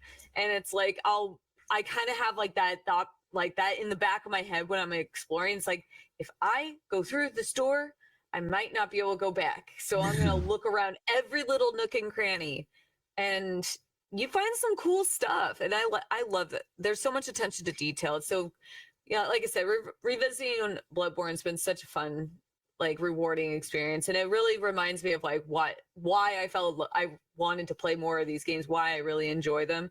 And it bums me out that more people don't get a chance to actually experience it because they don't have a PS4. Hopefully, maybe one day Sony will get their head out of their asses and do something with this IP, because it's such a great IP. Yeah, they'll have Bungie develop it. Bungie's not doing play a anything. Bungie develop Souls like. Yeah, probably not, to be fair. Bungie's not doing anything right now. Let's have them do it. There was another game, well, pair of games that you've been playing. Did you actually go see the movie? No. You didn't? Oh my I was hoping you How did. is that movie out? So Borderlands, I for remember people wondering. when the movie was announced, and Jack Black is, from what I understand, is the only person who actually tried. But I can't believe that was $100 million budget, and they've only made back like not even $5 million last I saw. Yeah. I have a slightly informed guess as to what happened with that movie and why it's just suddenly out. The writers had no clue. There's no writers. What are you talking about? It looks AI. Yeah, well, okay, so they showed that teaser, right? It was a single scene and edited fucking terribly. It doesn't make any sense at all. Scenes are short in one scene. And the reaction from everyone was so bad, they went, yeah, let's save some money and just get this out. Because where's the advertising? On just hiring these big name actors. And then what happened is there's like, apparently all the jokes fall flat. And the jokes in Borderlands 3 fall flat. Let's be real Kevin here. Hart as Roland. I'm sorry. Yeah. What the fucking miscast is that? I'm gonna be real with you. And I like Kevin Hart. He's fine. He's not my favorite, but he's fine. Terrible casting. He's fantastic in Jumanji. Yeah, no, he is. No, like I don't care about how loyal the writers are being for a fucking Borderlands movie. It was just so badly done, that teaser that was supposed to get everyone hyped up, that whoever's publishing the movie went, oh, we need to get this out now, see if we can make any money back, because that was our best scene. I thought that's all they had done. We'll do a teaser and then we'll carry on working on the movie. No. They were like, this is the best scene. Boom, let's pop it out. Nobody likes it. Oh shit, let's not spend a single dollar on advertising. Let's not push this movie anymore. Let's not work on it anymore. Let's get it out the door so we can cut our losses and wipe our hands of this absolute shit we've made. That's pure guesswork. I don't know. That's what happened. No, you're probably onto something there, because I don't know. It's like it's such a who is this for kind of thing. Like they got all these big name actors. There's clearly I don't even know how bad it actually is. I do plan on watching it. I kind of want to watch it. Not giving them any money. It's I want to watch it, but I will. It's like the Mobius effect, or Morbius effect, rather, isn't it? Don't do illegal things. Pirate it. It's Morbin time. Morbin time. Thing is, like, yeah. I remember thinking, oh, I'm a Kate Blanchett enjoyer. Like, whenever she's in a movie, I'm just like, oh, hi, Kate. Can I say? Like, I wanted to see some Kate Blanchett. But then I was also like, made a great angel in Constantine. What a banging role. She can turn anything into gold, but not Borderlands. No, that wasn't Kate Blanchett, was it? Is it not Kate Blanchett? Was. Yeah. Kate Blanchett they cast her as Lilith. And here's the thing: is like we were talking about that, some of the casting choices last night, and Kate Blanchett, like for Borderlands 3, where Lilith's older and doing she's kind of like your mentor. She's more of a mentor figure. I could see Kate Blanchett working for that. She's just a little bit you know, she's not in the game That anymore. was Tilda Swinton. I was going to sorry, say, my yeah, bad. it was Tilda Swinton. Oh, Tilda Swinton. Yeah. Sorry, continue. My bad. Tilda is quite an ethereal creature. Mm. But yeah, like that's fine. But like, if this is supposed to be when the first game, when like they're just these rugged, like, you know, Like setting out offbeat, on like, Pandora. yeah, like you would think like they would be a younger actress, and I don't like to be like harping on an age thing, but it was just like such an odd choice. Mm. Like when because we played through last night. I played through a little bit of Borderlands 1, and I forgot that I was in the DLC and I didn't realize it, and I'm only level 32, and I was getting wrecked. Mm. My shit got rocked so bad. Really dislike Borderlands 2. 1. You don't like 2? I love what? 2. 2 is the pinnacle 2's of great. Borderlands. I like 1, but it's 2's obviously the best one. 1, it's kind of fun to go back to 1 and like revisit like where it started. You know, like I love doing that with games. Just seeing like 2 was my introduction to Borderlands, so of course I went back to 1 because I wanted to see how it was, and it is very different. But I like 1 for what it is, but I think 2 is the stronger game. 3, we don't talk about 3, but it always upsets me about 3 because they added the slide, and that's one thing 1 and 2 feels like it's missing, like when you're running, because it could be like fast paced. It's the writing that's ruined 3. It's the writing. Because they were like, oh, what's the best part about Borderlands 2? Oh, it's the very, very current jokes we made. No, it wasn't. It wasn't the very, very current jokes. That was like, oh, okay, this is amusing, but you go back and play and you don't know what they're talking about. 3 is just full of that. But there's some really good stuff in 3. Have you played the pre-sequel? That's what I'm playing right now. Oh, So last night I started the pre-sequel. I'm playing it right now, and I'm only I think I'm just getting through like the beginning area. Stomps are good. There's I'm a lot playing of good the stuff in Baroness. there. A little undercooked, but it's better than 3. It is better than 3. I've heard. So I'm playing with some of my subs on stream, and I'm playing as the Baroness, and it's wonderful. I have so much fun. Handsome Jack is what makes a Borderlands game good. Because Handsome Jack is just so fucking funny. Yeah, and kind of like, hot, and that's the right? thing. It's like the jokes. If I'm being honest, the first 2 and also pre-sequel as well, the jokes that are funny, they're not current. They're just it's not the current joke. There are some. They fit the universe. Yeah, You know, like, and also Scooter. Scooter's funny. The DLC, the Dungeons and Dragons DLC for 2 It's is so fun. amazing. I love the Dungeons and Dragons DLC because we play D&D, so it's just it's so fucking good. And Torque. Someone's just brought Torque's my out favorite the character. villains in 3. Oh my god, they're so bad.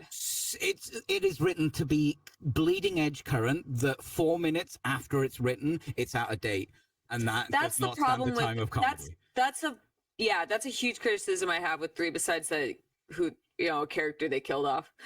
Oh my god! Sorry, carry on. Yeah. No, it's fine. Well, I don't know. It's not that current of a game. It's fine if we spoil it, I'm sure. But either way, like the issue I have with like writing, and this happens with movies, it happens with TV shows, it happens with games.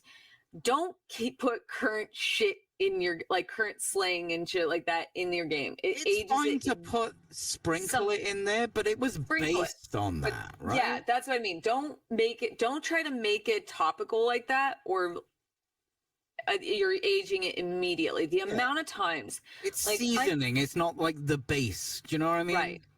And I think what works is look at like Cyberpunk, where it's like you have your own universe, in-game universe, your own lingos, your own slangs and vernaculars, and it works because it doesn't exist in the real world. So, or if you want, just lean into the goofiness. Like that's what I've noticed when I was playing, because when I loaded up on Borderlands 1, is when Scooter first showed up, and he's just such an off the wall, like, you know, saying just like some of the goofiest shit that some of it doesn't even make sense, but it's so goofy that, and there's no slang, like there's no like current slang, maybe back then, I don't know, but like it doesn't age itself. It still makes me laugh. There are the odd jokes that are a bit like current meme-y, which don't age as well, but it's used as a seasoning into like you've got the comedy. Let's heighten this a little bit with a few things thrown in, so the audience goes, "Oh, haha, that thing." The thing with comedy, anytime you're doing comedic writing, comedy ages the worst. Because things that are a lot more relevant, they're not going to be funny. Is funny forever. You make it funny, then you can put whatever you want on top of that, right? Yeah. If your joke doesn't work unless you are in the current meta of what the memes on TikTok are in that precise week, it's not funny. And especially with how quickly things age in when it comes to TikTok culture. Yeah, it's look like a poor Hawk Tur girl. A week. I feel so bad for that girl. Yeah. But you know what? She got her bag, and I'm glad she got her bag. She did, and she didn't succumb to peer pressure. Good. So good for her. To wrap things up, because we're low on time here. The movie, when it was first like critically reviewed, got 0% on Rotten Tomatoes for like the first 50 or so critical reviews. It's currently at 10%. It's had like 4 good reviews, or like not negative, I think is the better way to phrase it. I am going to watch this movie when I can watch it for free. Yeah, same. But when I can watch it for free, I plan on watching it, and I'm going to do a group watch in my Discord so we can all just enjoy the shit out of it together. But like, I can't in good conscience give this trash money. Yeah. No. I'm sorry. Everybody who worked on it, like, I'm sure they got paid already. So I don't want to. This is like when like you don't want to fund projects like this. Yeah. You know, because you reward. So like, the idea why is in God's name? To begin with, right? What? It wasn't a passion project. That's the thing. It wasn't. It's also not very relevant. No. But that's not the case. But that's not a big deal either, because like Fallout, like it wasn't really that relevant, and they did well because there was a lot of passion behind it, and it worked. And you could do a lot with Borderlands. Unfortunately, this is my own personal, controversial yet brave opinion. I think a lot of the character archetypes in Borderlands are easy to fuck up. Tiny Tina is one of the easiest characters to screw the fuck up. And even though Ashley Birch does a great job with her, she sometimes gets on my nerves. I don't like characters like Tiny Tina personally. They're not for me. But she does a great job playing it. And as a character to humanize or like, you know, like make a real world, like adapt, she's so easy to fuck up. And I'm pretty sure I haven't heard anything about the Tiny Tina, and I don't know who the actress is they cast to play her, but it's like that's the scary or the difficult thing with adaptations, especially with games that have so much like personality like Borderlands. If you don't get it right, you're not gonna. It's done. Like you have to take care with these characters, with these stories and everything. Whereas like something like Fallout, why it was so successful and why they did such a great job is they made it their own, and they respected the source material. Yeah, 100%. Even though there were some people who didn't like, you know, there's certain changes. Everyone always gets mad about changes. I don't give a shit. Like, you know, you have to make changes. And so you're not changing. This is the wrong phrase, but in Fallout, you're not changing a beloved character. Not that there are beloved characters in Borderlands. It is just. I'm not gonna lie though, with the exception of a few characters in Fallout, I don't really care about most of them. Like, that's not what it's about. It's about the world that you happen to be in at that point, right? Fallout, just like Elder Scrolls, I think most of the biggest character is the world building. It's all like you go in, you can take. That's why you can. Bethesda does a great. Fallout wasn't Bethesda at first, but why Fallout can be so successful is you can go and do like as much like different things every time. You can go in with a different character. Like Final Fantasy series, right? Final Fantasy, like they make a new world too, but yeah, kind of, because like you already have this established environment with Fallout. and you have like there's all these different places there's different worlds there's different countries because it takes place in our world but like obviously like an alternate reality, post-apocalyptic, but like New Vegas is Las Vegas, so like you can go there and like as like a player, like, and it creates so many like limitless possibilities of like what state do you want to go to, what part of the country do you want to go to now. Fallout London. Like Fallout London. Yeah, I haven't played it yet. I haven't played it yet either. I want to. But like that's what's so great, because then when it comes to like a TV show or a movie, you could take it and do anything with it. You could make your own characters. For the source material. Yeah, because the actual like the best character, so to speak, is the environment, is the world building. Yeah, and like unfortunately, Borderlands. Let's be real. The characters are what make the world. Pandora's just Pandora, but you have like we all can talk about like who your favorite character is in Fallout. I don't have any favorite characters in Fallout. I don't have any favorite characters in Elder Scrolls. So but with Borderlands, the Patrick Stewart one that you see for 5 minutes, that's my favorite character in Elder Scrolls. There you go. Because or Sean Bean, who was in Sean Bean was in Oblivion, but like but yes, he is. He plays like one of the 6 voices, but what everyone talk, but you could talk. But when we talk about Borderlands, everyone talks about the characters, and if you don't take consideration, you don't respect that source material, you're fucked. I don't care about Pandora. You can put these characters anywhere. Funny, and it wasn't funny. And that's the thing. It's like if it's supposed to be a comedy. Borderlands is a comedy game, or it's a goofy game. It's all like people play it like with guns that shoot guns that explode into more guns. And there's barely any guns in it. Like we were literally playing the game. We were playing pre-sequel. How many guns there are? I know. And we were playing pre-sequel last night. And what was like one question that came up? Who's your favorite gun maker in the game? Right? And we all had a choice. Exactly. And I'm like, it's my one, or like okay. Like everyone, like people, like immediately which one you like. How do you make a game that's about the guns and don't even focus on the guns? In Hollywood. In Hollywood! We're American! I understand this Claptrap character. Let's do the thing. It's hard to fuck up Claptrap because he's annoying. The worse you write him, the better he works. Yeah. to wrap this... Sorry. And they got Jack Black for him, and apparently he did. He was like pretty decent. Yeah. Well, to wrap this subject up, I'm going to finish with my favorite review from Rotten Tomatoes. This is from David Fear of Rolling Stone.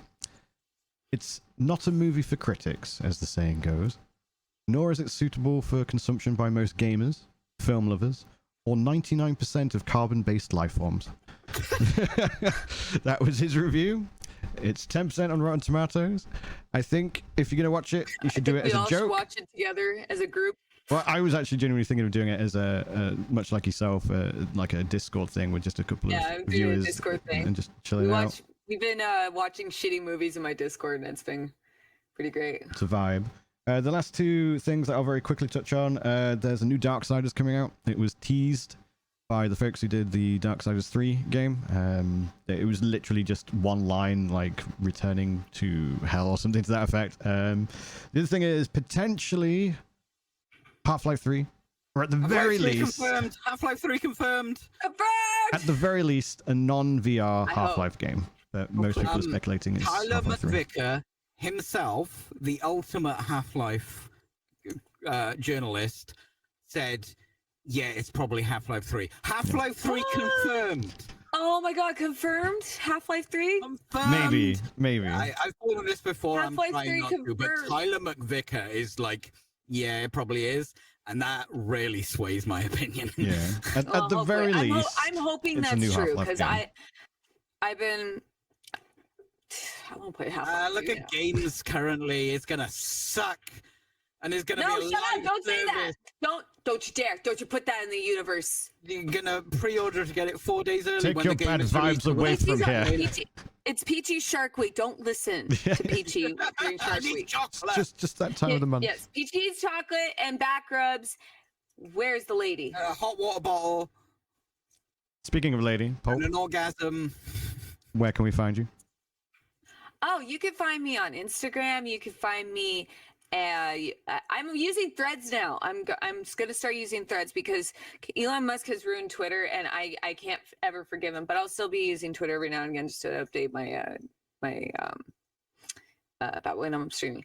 But anyway, I'm Pulp Fictionally Informer Instagram. I'll turn variety streamer. I'm not. This is gonna be a really weird month for me because I'm moving. We talked about that, so I'll try to stream as much as I can. But once September comes around, which I hopefully should be all moved in, I'll be back. But you can find me at Pulp Fictionally on all my social media. I'm gonna start using Threads and Twitter, but I'm Plot Fictionally on Twitter because someone stole my name, but Twitter sucks anyway, so it doesn't matter. I'm gonna be playing, I don't know what time I'll be on tonight, but I'll be continuing pre-sequel with subs and viewers. Peachy, what are you doing? I like your shark. It's cute. You look very cute in your shark. Okay, I'd like to bring something up. I am a serious journalist. And I'm not on Twitter anymore. You can find me on Threads, the same as my Instagram, Peachy Pixelate Twitch. And I stream Thursdays to Sundays. That means Thursday, Friday, Saturday, and Sunday, right? That's when I stream on Twitch. You can find me there. And if you like Warhammer content, me too! Check out my YouTube. And don't bother talking to me on Twitter anymore. I'm done. I'm done. I'm done. You'll be back I'm next done. week. Bye. Thanks for Brian, ruining it. where are Thanks for you ruining it, at? Elon. Yo. Where am I at? I'm on Twitter. Where are you? No, I am on Twitter, unfortunately. I am also likewise using Threads more often, though. But you can find me, Brian the Pirate, on Twitch, Twitter, Instagram, TikTok, everywhere, anywhere. Table, chair, I don't know, rhymes. You can also find me tomorrow on Twitch, streaming some more Path of Exile, Settlers of Calgo. We're going to be starting a new build, something to do with some of the new skills, where it's all about retaliation and all that shenanigans. Thank you, as always, to my co-host for a wonderful show.